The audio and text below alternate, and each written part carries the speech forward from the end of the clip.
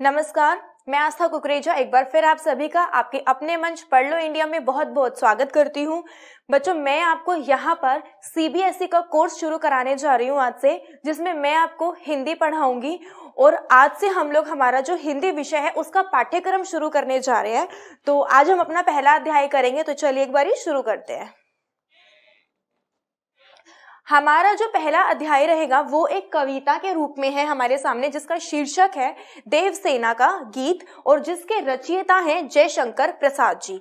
बच्चों, क्योंकि अब हम अपनी पहली कविता शुरू करने जा रहे हैं और बिल्कुल हमारी आज बिल्कुल शुरुआत है, तो मैं आपको शुरुआत में एक चीज बताना चाहूंगी कि जब हम परीक्षा के समय पर जाएंगे तो जो हमारे सामने लेखक होंगे उनका जो जीवन परिचय है वो भी आने के पूरे चांसेस होते हैं और एक प्रश्न जो है वो परिचय का जरूर बनता है। तो हम आगे जितने भी अध्याय पढ़ेंगे, चाहे कोई कविता है या चाहे कोई हमारा गद्य खंड का अध्याय रहेगा, हम पहले लेखक का जीवन परिचय पढ़ेंगे और उसके बाद फिर हम लोग जो है हमारे अध्याय को समझेंगे और उसके बाद फिर हम प्रश्न उत्तर करेंगे। हर अध्याय को पढ़ने का हमारा जो तरीका रहेगा वो इसी तरीके से रहेगा। तो सबसे पहले हम लोग हमारा परिचय पढ़ेंगे। परिचय के अंतर्गत हम लोग जानेंगे सबसे पहले लेखक या कवि का जन्म कहाँ पर हुआ है ये चीज, और उसके अलावा उनकी शिक्षा दीक्षा कहाँ पर हुई है ये चीज, और उनके जीवन का थोड़ा बहुत कोई भी ऐसी चीज जो भी उन्होंने की हो, अगर कोई उन्होंने छोटा जैसे कि कहीं पे घूमने गए हो या अगर उनकी कोई शादी वगैरह हुई हो या उन्होंने अपना घर छोड़ा हो, कुछ इस तरीके की जो चीजें होंगी वो हम अपने पहले वाले अनुच्छेद परिचय में लिखेंगे। उसके बाद हम लोग लिखेंगे साहित्यिक परिचय। साहित्यिक परिचय में हम उनकी हर एक वो चीज लिखेंगे जो उनके साहित्य से जुड़ी हुई रहेगी, जैसे कि उन्होंने कौन कौन से पुरस्कार अगर उनको मिले हैं तो कौन कौन से पुरस्कार मिले हैं। दूसरी चीज, उन्होंने कौन कौन से साहित्य में मतलब वो किस किस प्रकार से आगे बढ़े हैं और उनका साहित्य से किस प्रकार जुड़ाव बढ़ा, ये सब की सब चीजें हम इसमें साहित्यिक परिचय में पढ़ेंगे। फिर हम उनकी भाषा शैली पढ़ेंगे कि उन्होंने जो है अपनी कविता में या लेखन में कौन कौन सी भाषा दी है, तत्सम है, तद्भव है, किसी अन्य भाषा शब्दों का प्रयोग हुआ है, अलंकृत भाषा है या किसी रस का प्रयोग हुआ है, ये सब चीजें हम भाषा में डालेंगे। और उसके बाद उनकी रचनाएं, उन्होंने अपने जीवन काल में कोई अगर कहानियां रची हैं, उपन्यास, निबंध, ये जो भी चीजें रची हैं या कुछ कविताएं हैं, जो भी चीजें रहेंगी ये सब की सब उनकी रचनाओं में रहेंगी। तो जो हमारा जीवन परिचय होगा वो इन 4 बिंदुओं से होकर जाएगा। तो अब हम जयशंकर प्रसाद जी का पहले परिचय जानेंगे और उसके बाद फिर हम उनके अगले बिंदु पर जाएंगे। जयशंकर प्रसाद का जन्म काशी में हुआ था, ये हमें जन्म स्थान इनका याद रखना है। उसके बाद वे विद्यालय शिक्षा केवल 8वीं कक्षा तक प्राप्त कर सके, यानी कि जो जयशंकर प्रसाद जी हैं उनकी जो शिक्षा दीक्षा हुई थी वो सिर्फ 8वीं कक्षा तक हुई थी। बाद में उन्होंने स्वाध्याय यानी कि खुद ही से अध्ययन करना शुरू किया, मतलब खुद ही उन्होंने पढ़ाई की और खुद से पढ़ते पढ़ते उन्होंने संस्कृत, पाली, उर्दू और अंग्रेजी भाषाओं और साहित्य का जो है बहुत ही ज्यादा उन्होंने डीप में स्टडी करी। उसके बाद इतिहास, दर्शन, धर्मशास्त्र और पुरातत्व के वो प्रखंड विद्वान थे। उसके बाद उन्होंने इतिहास विषय पर, दर्शन यानी कि फिलॉसफी, धर्मशास्त्र यानी कि धर्म से संबंधित जो विषय थे वो वाले, और दूसरा पुरातत्व मतलब जो हमें पुरानी चीजों के स्रोत जहां से हमें मिलते हैं उन सब के बारे में बताते हैं। तो इन सब के जो है वो प्रखंड विद्वान थे, उन्होंने इन सब पर बहुत स्टडी कर रखी थी।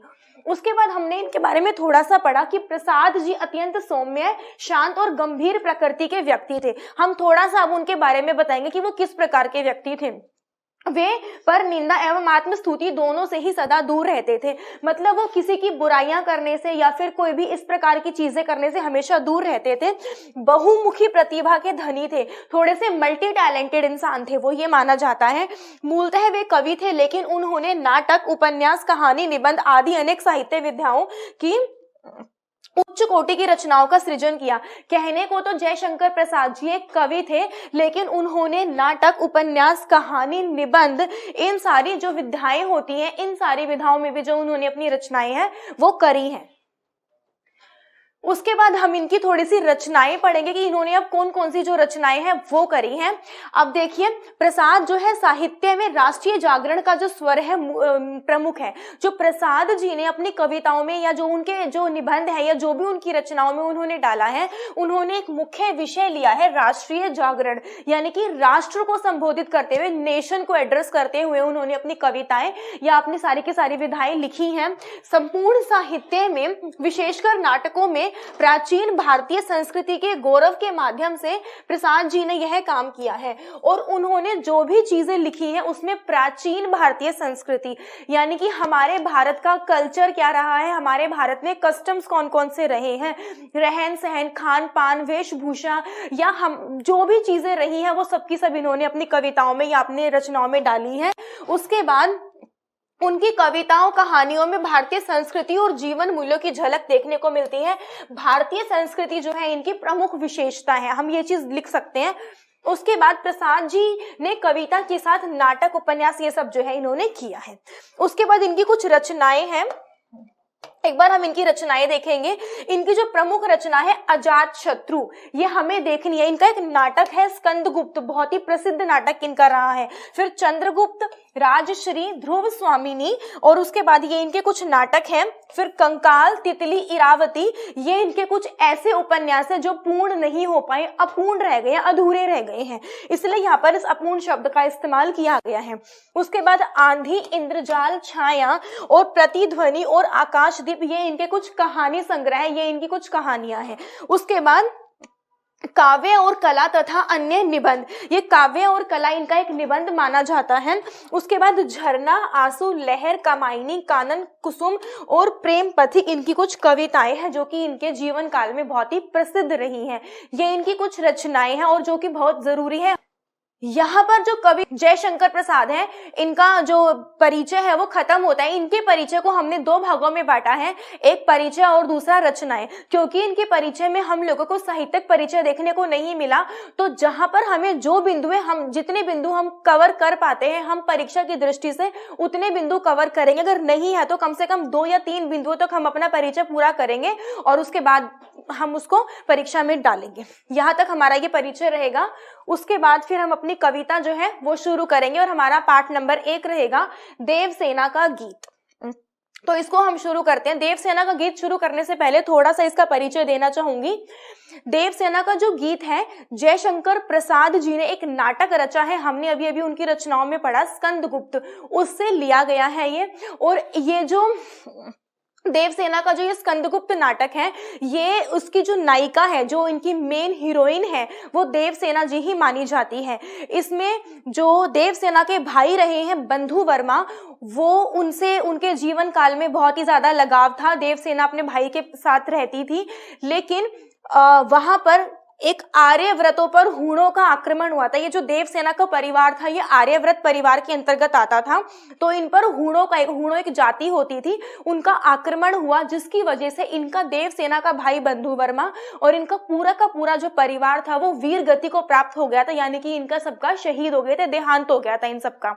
उसके बाद देवसेना अपने परिवार में अकेली रह गई थी और इनको अपने जीवन काल में एक व्यक्ति थे स्कंदगुप्त, उनसे प्रेम हो गया था। और जो ये नाटक है ये उसी स्कंदगुप्त के ऊपर लिखा गया है।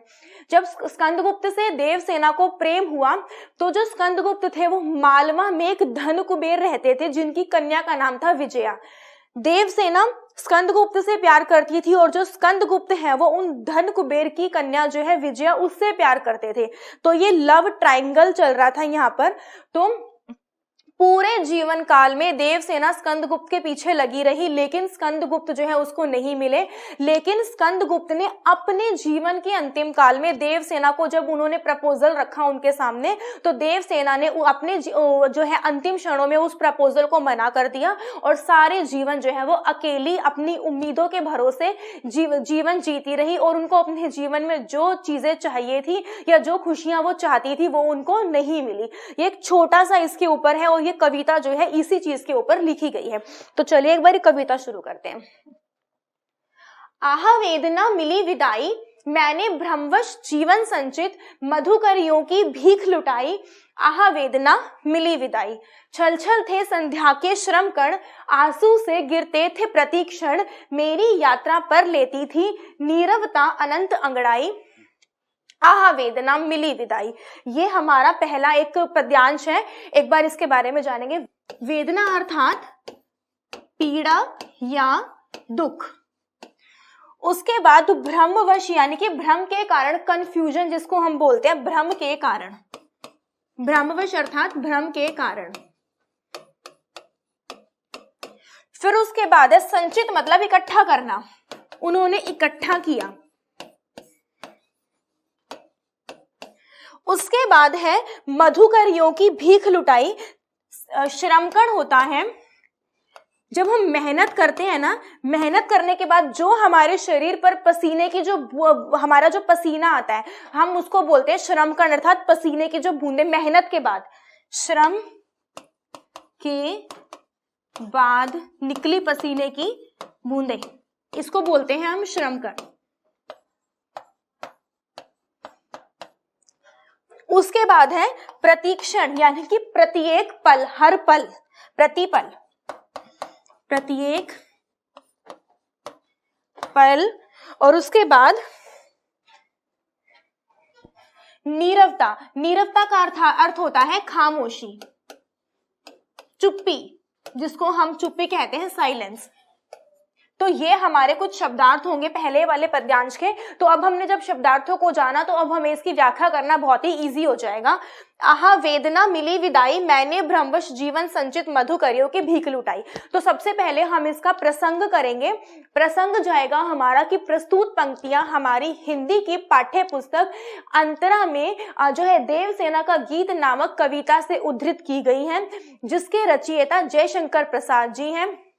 इन पंक्तियों के माध्यम से जो प्रसाद जी हैं वो देवसेना के जो मन की स्थिति है उसको बयां कर रहे हैं, उसको बता रहे हैं कि देवसेना जो है अपने जीवन के अंतिम क्षणों को याद करते हुए उदास हैं। तो यहाँ पर हम ये उनका प्रसंग लिखेंगे और बाद में अब हम उनकी व्याख्या जो है वो शुरू करेंगे। और इसकी व्याख्या होगी कि आहा वेदना मिली विदाई, देवसेना कहती है कि मैं मतलब अपने जीवन में मुझे जितनी भी पीड़ा मिली है, जितना भी दुख मिला है, मैं अब अपने जीवन के अंतिम क्षणों में उस पूरी की पूरी पीड़ा और दुख से विदाई लेना चाहती हूँ, क्योंकि मैंने अपने पूरे जीवन भर जो भ्रम में, जो स्कंदगुप्त के प्रेम में पड़कर, जो उसको एक भ्रम था कि हाँ भी स्कंदगुप्त का प्रेम उसको मिलेगा और वो इसी उम्मीद के सहारे जिंदा थी, तो उसने बोला कि जो भ्रम के कारण जो मैंने अपने जीवन में जो उम्मीदें संचित की है, इकट्ठा की है, मधुकरियों की भीख लुटाई जो होते, तो उसने बोला है कि मैंने जो है भ्रमवश जीवन संचित, भ्रम के कारण, कंफ्यूजन में जो उसने पूरे जीवन भर जो है अपने प्रेम रूपी भीख जो है वो स्कंदगुप्त पर लुटा दी है।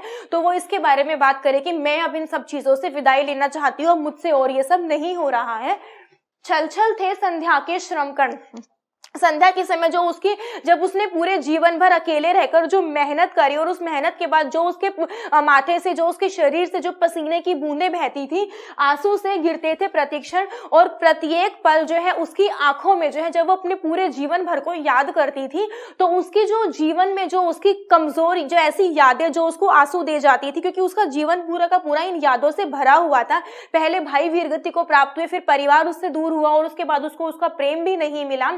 तो इस प्रकार से वो रो रही है और वो कहते हैं कि प्रत्येक पल जो है मेरी आंखों से सिर्फ आंसू ही बहे हैं, मेरी यात्रा पर लेती थी, जो उसके पूरे जीवन भर की यात्रा रही है उस यात्रा पर लेती थी नीरवतानंद तगड़ाई की खामोशी जो है अब उस यात्रा पर जो है अब उस पे बैठ चुकी है, और अब मैं उस जो है इन सब चीजों से विदाई लेना चाहती हूँ, अब मुझे इन सब चीजों को और नहीं झेलना है।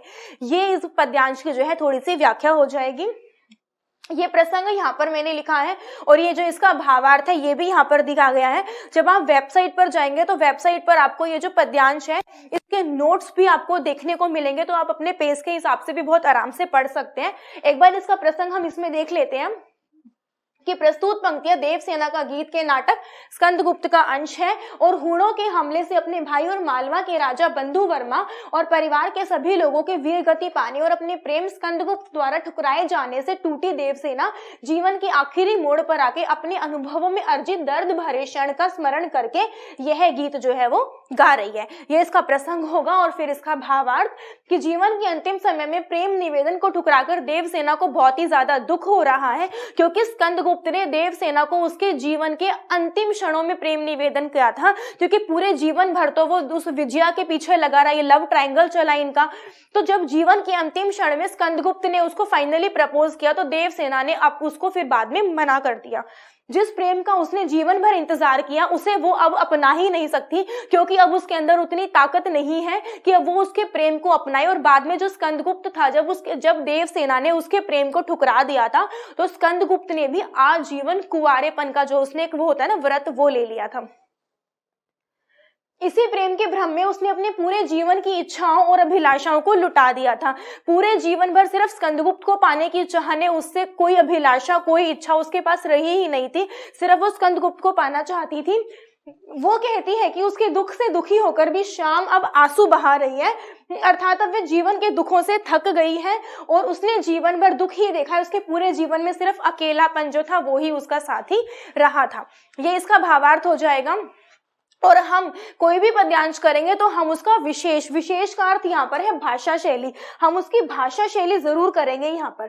तो इसने किस किस भाषा का इस्तेमाल किया है वो चीजों का हम ध्यान रखेंगे। भाषा, शब्द कैसे रहे हैं, इन सब चीजों का। तो यहाँ पर हम इसमें लिखेंगे देवसेना के जीवन का संघर्ष तथा उसके मनोदशा का चित्रण, आंसू से गिरते थे। इसमें विशेष में सबसे पहले तो हम ये चीज लिखेंगे कि देवसेना के जीवन में जो उसकी वेदना है उसका वर्णन किया गया है कि वो किस प्रकार से उसका जो जीवन है वो कष्टों से बिल्कुल भरा हुआ था, ये वाली चीज। प्रतीक्षण में उपमा अलंकार है यहाँ पर, प्रतीक्षण यानी कि हर क्षण प्रत्येक पल में उपमा अलंकार है। और छल छल में पुनः रूपती प्रकाश अलंकार, पुनः रूपती प्रकाश अलंकार में किसी शब्द की आवृत्ति बार बार होती है तो इसमें पुनः रूपती प्रकाश अलंकार होगा। और मेरी यात्रा पर लेती थी नीरव सा अनंत अंगड़ाई में मानवीकरण जो है वो किया गया है। मानवीकरण यानी कि मानव से जो उसको मानव रूप में देखा गया है, तो नीरवता अनंत अंगड़ाई में मानवीकरण हुआ है उसका।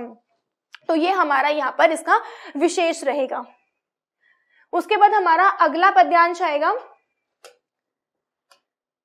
श्रमित स्वप्न की मधुमाया में गहन विपिन की तरुछाया में पथिक उनिंदी श्रुति में किसने यह विहाग की तान उठाई, लगी संतृषण दीढ़ थी सबकी, रही बचाए फिरती कब की, मेरी आशा आह बावली तूने खोदी सकल कमाई। ये हमारा अगला पद्यांश है जिसमें हम लिखेंगे श्रमित स्वप्न, यानी कि श्रमित अर्थात कोई इंसान जो परिश्रम करने के बाद, जो मेहनत करने के बाद जो थकान होती है, जो वो थका हुआ व्यक्ति होता है वो श्रमित होता है। तो परिश्रम करने के बाद थका हुआ व्यक्ति।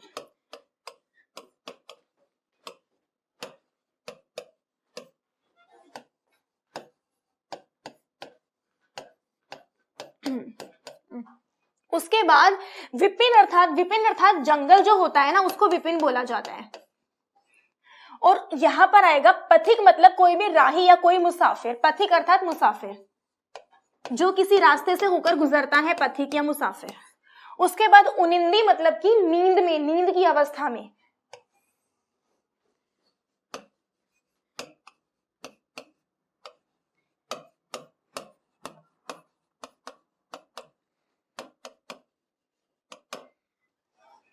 उसके बाद श्रुति होता है, सुनने की जो क्रिया होती है उसको हम श्रुति बोलते हैं। हम किसी भी प्रकार से जो सुनते हैं, जो हम सुनने के लिए इस्तेमाल करते हैं, वो सुनने की क्रिया श्रुति होती है। उसके बाद संतृषण यानी कि तृष्णा भरी, जो तृष्णा भरी नजरें होती हैं उसको संतृष्णा कहते हैं, तृष्णा भरी। दीढ़ अर्थात दृष्टि, जो हमारी नजर होती है। तो ये हमारा एक पद्यांश था। एक बार इसको देख लेते हैं कि प्रस्तुत पद्यांश हमारी प्रसंग सबसे पहले करेंगे। प्रस्तुत पद्यांश हमारी हिंदी की पाठ्य पुस्तक अंतरा में देवसेना के गीत से उद्धृत किया गया है, जिसके रचयिता जो है जयशंकर प्रसाद जी हैं। इन पंक्तियों के माध्यम से जो देवसेना है अपने जीवन भर की जो उम्मीद जो उन्होंने लगा रखी थी उसको वो कहती है कि वो सारी की सारी उम्मीदें बिल्कुल पागल होती हैं, बावली होती हैं, और उस उम्मीदों के सहारे उन्होंने सारी जिंदगी में सिर्फ और सिर्फ कष्ट और पीड़ा ही सही है, उसके अलावा उनको जिंदगी में कुछ भी नहीं मिला। अब वो इन सब चीजों से फाइनली विदा लेना चाहती हैं। तो यहाँ पर ये हमारा प्रसंग रहेगा। उसके बाद हम इसकी व्याख्या करेंगे कि श्रमित स्वप्न की मधुमाया में, गहन विपिन की तरुछाया में, कि जैसे कोई राही होता है ना, जब वो थक जाता है, श्रमित यानी कि थका हुआ, जब वो थक जाता है पूरा दिन जब वो मेहनत करता है और जब वो थक जाता है तो उस समय पे जो है गहन विपिन की तरु यानी कि पेड़ होता है। तो कोई राही जब चल रहा होता है और चलने के बाद जब वो पेड़ की छाया में, अगर उसको कोई पेड़ मिल जाता है और वो पेड़ की छाया में विश्राम करता है ताकि उसको जो है अच्छा लगे और उसकी जो थकान है वो दूर हो जाए, तो ऐसे में उसकी जो नींद है उसको तभी एक चीज सुनाई देती है, विहाग। विहाग का अर्थ होता है जो रात के समय कोई भी जो गाना गाया जाता है उसको विहाग कहते हैं। तो ऐसे ही जब स्कंदगुप्त ने उसको जीवन के अंतिम क्षणों में जब उसको प्रेम जो है प्रसंग उसके सामने रखा था, तो उस समय पर एक बार को तो उसको ये चीज इस प्रकार से लगी थी कि जैसे कोई पथिक जो है राह में थककर विश्राम कर रहा हो और पेड़ की छाया में, और ऐसे में उसको रात के समय जो है विहाग सुनाई दे जाए, कोई जो है मनोहर सा गीत सुनाई दे जाए उसके कानों को और वो बहुत अच्छा लगता है। तो उसको लगा कि ये जो चीजें हैं स्कंदगुप्त का जो प्रेम है कुछ कुछ उसके लिए इस प्रकार का ही जो है प्रतीत उसको हुआ था, लेकिन उसने जो है उसके प्रेम को जीवन के अंतिम क्षणों में ठुकरा दिया था। अब उसने ये बोला है कि लगी संतृषण दीढ़ थी सबकी।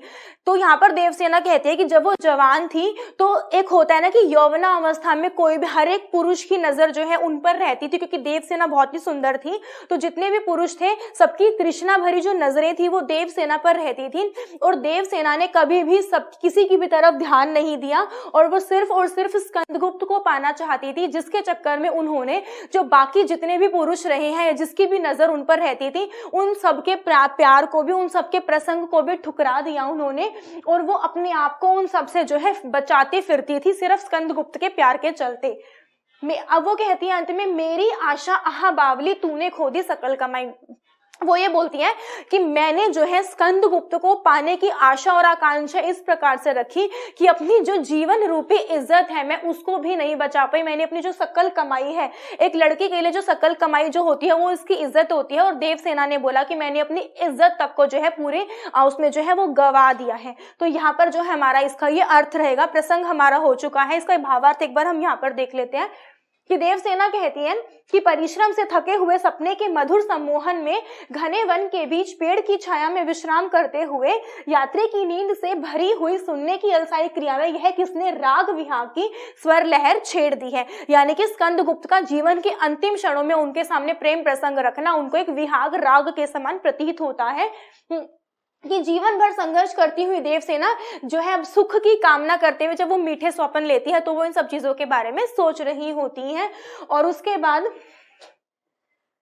वो ये कहती है, युवा अवस्था में तो सबकी तृष्णा भरी अर्थात प्यासी नजरें उनके ऊपर रहती थी, परंतु अब ये मेरी जो आशा पगली, तूने मेरी सारी की सारी जो कमाई है वो खो दी है। मेरे पास अब वो जो कमाई, आशा रूपी जो कमाई है, जो आकांक्षा रूपी कमाई है, मेरे पास अब वो भी नहीं रही है।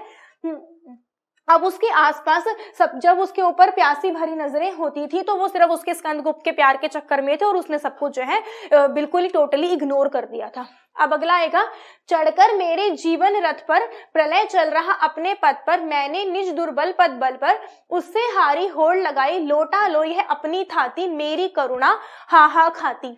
इसका ये होगा कि जीवन रथ पर, जीवन रूपी रथ मतलब एक रथ होता है ना जब वो चलता है, जैसे कि हमारा जो जीवन जिस प्रकार से चल रहा है, तो यहाँ पर जीवन को रथ का जो है रूपक यहाँ पर किया गया, रूप दिया गया है। प्रलय यानी कि कोई मुसीबत, जब कोई बवंडर आता है, कोई मुसीबत आती है, वो पथ अर्थात रास्ता, निज अर्थात अपना, दुर्बल मतलब कि कमजोर, पद यानी कि पैर, और बल यानी कि पद बल यानी कि पैरों की ताकत के, पैरों की ताकत पर। अब उससे होड़ लगाना मतलब कि प्रतिस्पर्धा करना, कंपटीशन लगाना, और थाती मतलब होता है उत्तराधिकार, उत्तराधिकारी।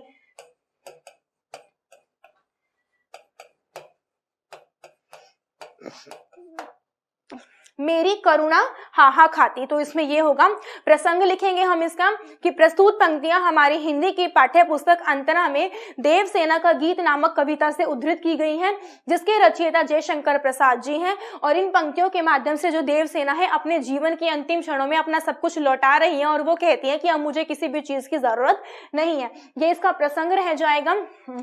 और उसके बाद हम इसकी व्याख्या देखेंगे कि देवसेना कहती है कि अब जो है मेरे जीवन रूपी रथ पर चढ़कर जो प्रलय है वो चलकर आ रहा है, और मेरे जो जीवन में जितनी भी मैंने मुसीबतें देखी हैं, बस अब मेरे अंदर उन मुसीबतों को जो है सहने की ताकत नहीं है।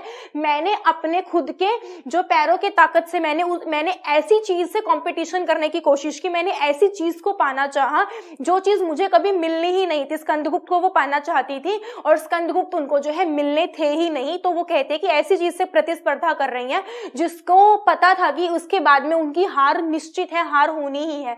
हारी होड़ मतलब हार वाली, जिसमें हारा और उसकी होड़ लगा रही हैं।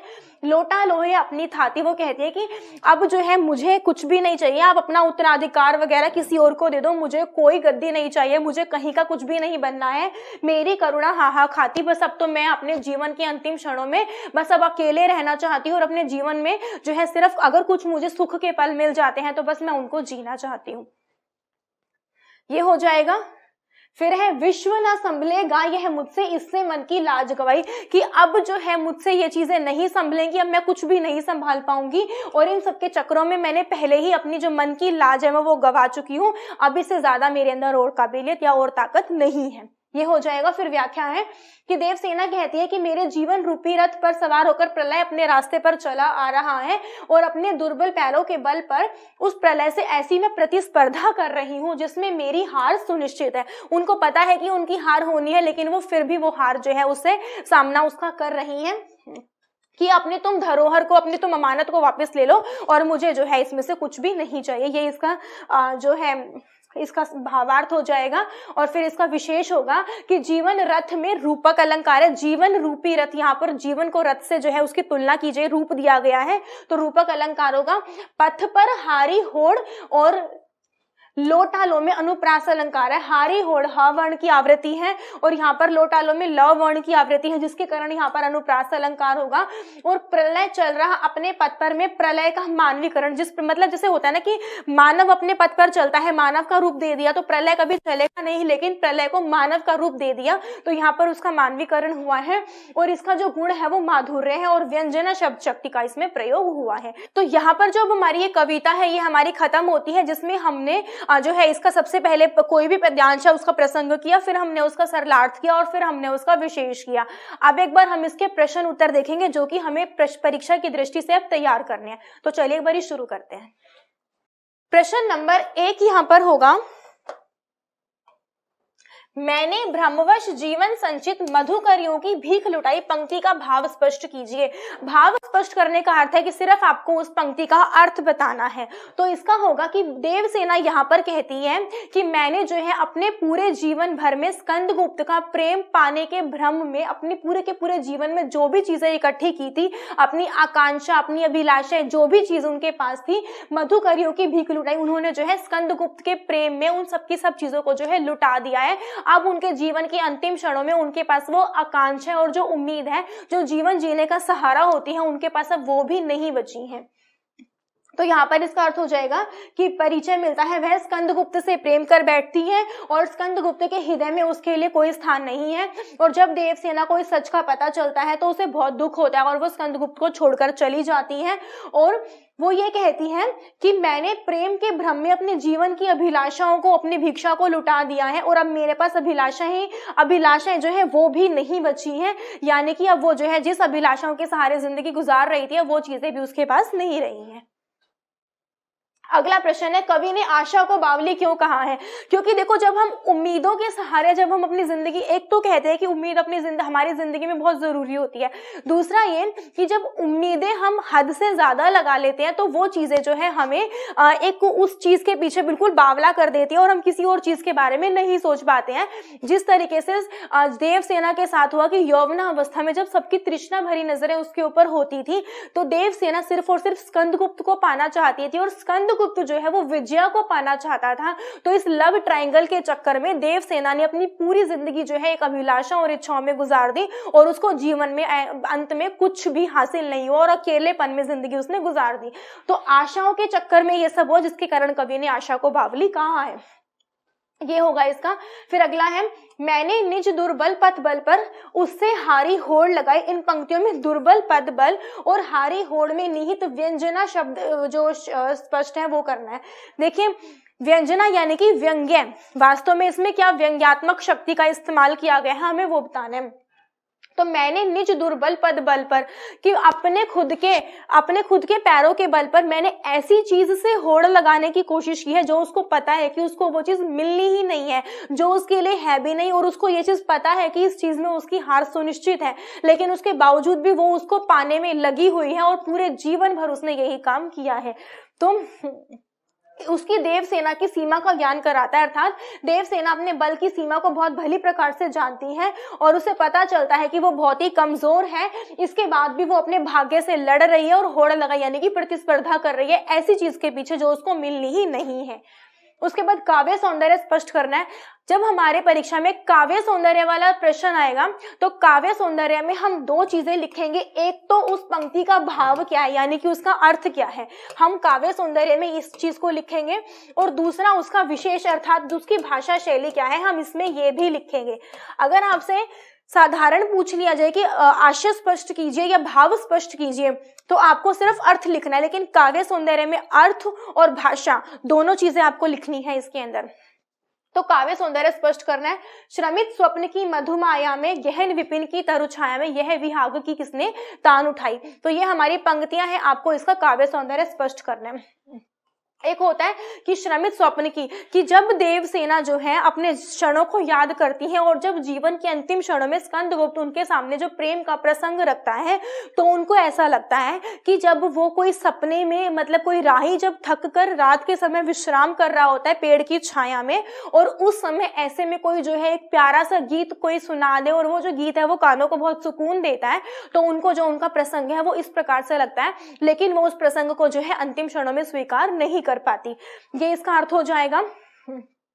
और श्रमित स्वप्न में अगर हम इसका विशेष लिखेंगे तो सवर्ण की आवृत्ति के कारण हम इसमें लिख सकते हैं श्रमित स्वप्न में कि इसमें अनुप्रास अलंकार इस्तेमाल किया गया, हम इसमें विशेष जो है हम इसका जरूर लिखेंगे। इस काव्यांश की विशेषता है कि इसमें स्मृति बिंब बिखरा पड़ा है, देवसेना जो है यादों में डूबी हुई है, वे दिन स्मरण हो आते हैं जब उसने अपने प्रेम को पाने के लिए बहुत कोशिश की थी लेकिन वो असफल रही। अब उसे अचानक उसी प्रेम में जो है कुछ स्वर सुनाई पड़ रहे हैं जो कि उसे चौंका देते हैं, ये हो जाएगा। उसके बाद हम इसका विशेष लिखेंगे और जो चीजें हमने पहले वाली पंक्तियों में डिस्कस की हैं वो विशेष हम यू का यूज के अंदर लिख सकते हैं। फिर उसके बाद अगला आएगा, लोटा लोई है अपनी थाती, मेरी करुणा हा हा खाती, विश्व ना संभलेगी है मुझसे, इसने जो है लाज गवाई। ये जो हमारी कुछ पंक्तियां रही हैं यहाँ पर, अब हम इन पंक्तियों का जो अर्थ है वो स्पष्ट करेंगे। तो सबसे पहले इसका अर्थ है लोटा लोहिया अपनी थाती, मेरी करुणा हाहा खाती, कि भाई अब तुमने अपने जीवन भर की जो भी पूंजी है तुम ले लो, मुझे किसी जगह का उत्तराधिकारी नहीं बनना है। मैं अब अपने जीवन के अंतिम क्षणों में अगर मुझे सुख के पल अगर मिलते हैं तो मैं सिर्फ वो सुख के पल ही जीना चाहती हूँ, और ये विश्व की जितनी भी ये जो चीजें हैं जो कि बाहरी बनावट की चीजें हैं अब वो मुझसे नहीं संभलेंगी, जिसके चक्कर में मैंने अपनी पूरी जिंदगी अपनी लाज गवाई है और सिर्फ एक प्रेम के चक्कर में पड़कर अपनी सारी की सारी आकांक्षाओं को गवा दिया है। इसका ये रहेगा। अब इसका पहले हम अर्थ लिखेंगे और फिर हम इसका विशेष लिखेंगे। ये इस काव्यांश की विशेषता है कि इसमें देवसेना की निराशा से युक्त हतोत्साहित यानी कि जो डीमोटिवेट होता है उसकी बात हो रही है, हतोत्साहित मनोस्थिति का पता चलता है। स्कंदगुप्त का प्रेम वेदना बनकर उसे जो है प्रताड़ित यानी कि उसे परेशान कर रहा है। हाहा शब्द में यहाँ पर हमारा इसका भाव सौंदर्य हो जाएगा। और उसके बाद हम लिखेंगे लोटा लो, ल वर्ण की आवृत्ति के कारण अनुप्रास अलंकार है, जब हम इसका विशेष लिखेंगे। और हाहा शब्द जो है इसमें पुनरुक्ति यानी कि एक ही शब्द की आवृत्ति बार बार हो रही है तो वहां पर पुनरुक्ति प्रकाश अलंकार होगा, तो हम यहाँ पर ये चीजें लिखेंगे। तो ये हमारा काव्य सौंदर्य यहाँ पर खत्म। उसके बाद अगला प्रश्न है कि देवसेना की हार या निराशा के क्या कारण है, क्योंकि देवसेना जो है ना एक उस चीज के पीछे लगी हुई है जबकि उनको पता है कि वो चीज उसको नहीं मिलेगी, और अपनी जो है एक ऐसी इच्छाएं जो कि कभी पूरी ही नहीं होनी, ऐसी इच्छाएं लगातार कर रही हैं जिसकी वजह से जीवन के अंतिम क्षणों में उनको हार और निराशा का सामना करना पड़ता है। पहले उनके पूरे के पूरे परिवार को वीरगति प्राप्त होती है, बाद में उनको एक प्रेम एक बंदे एक इंसान से प्यार होता है और उनको जो है वो इंसान भी नहीं मिलता है, तो जीवन में उनकी हार जो है वो हो जाती है। यही है कि उन्होंने उसको पाने के बहुत प्रयास किए और वो अंत में असफल हो गए, और ये उसके लिए घोर निराशा का कारण था। वो इस संसार में जो है अपने भाइयों से, अपने परिवार से भी अलग अकेली रह गई थी, और पिता पहले ही चले गए थे मृत्यु को, और भाई भी युद्ध में वीरगति को प्राप्त हो गया था, और बाद में जो है वो दर दर भिक्षा मांगकर गुजारा कर रही थी। एक प्रेम का सहारा था और उसने भी उसे स्वीकार नहीं किया, जिसकी वजह से जीवन में वो अपने आप को हारा हुआ और निराश की वो जो है महसूस करती है। तो यहाँ पर जितने भी हमारे ये प्रश्न थे इस कविता से संबंधित ये प्रश्न खत्म होते हैं, और हमारा जो पहला अध्याय है उसकी पहली कविता जो उसका पहला भाग है वो हमारा यहाँ पर खत्म होता है। हम कल की कक्षा में अपनी दूसरी जो कविता है कार्नेलिया का गीत हम वो शुरू करेंगे। तो आज की कक्षा हम लोग यहीं पे खत्म करते हैं। उम्मीद करती हूँ कि आपको समझ में आया होगा। तो बच्चों जुड़े रहिए पढ़ लो इंडिया मंच के साथ। धन्यवाद।